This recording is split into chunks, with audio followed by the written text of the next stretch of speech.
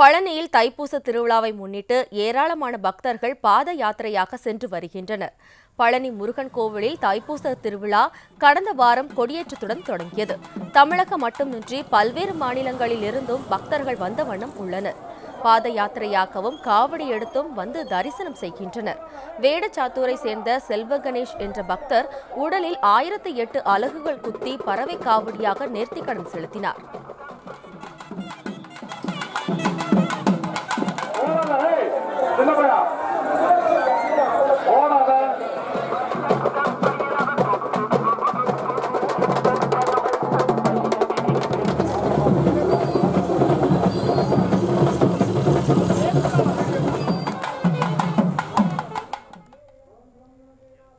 இதனிடையே பழனி தைப்பூச விழாவின் முக்கிய நிகழ்வான முத்துக்குமாரசாமி வள்ளி தேவானை திருமணம் விமர்சையாக நடைபெற்றது.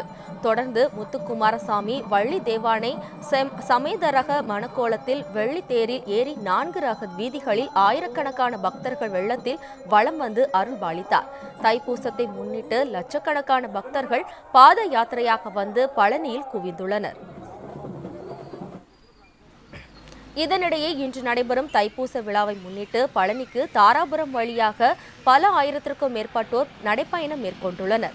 திருப்பூர் மாவட்டம் தாராபுரம் வழியாக பழனிக்கு பாத யாத்திரை செல்லும் பக்தர்கள் அதிக அளவு செல்வதால் இந்த ஆண்டு போக்குவரத்து மாற்றம் செய்யப்பட்டுள்ளது. கோவை திருப்பூர் சாலை வழியாக ஆயிரக்கணக்கான மக்கள் நடந்து வருவதால் தாராபுரத்தில் போக்குவரத்து நெரிசல் ஏற்பட்டுள்ளது. இது போன்ற முக்கிய வீடியோக்களை உடனுக்குடன் தெரிந்து கொள்ள நியூஸ் ஜே யூடியூப் சேனலை சப்ஸ்கிரைப் செய்யுங்கள்.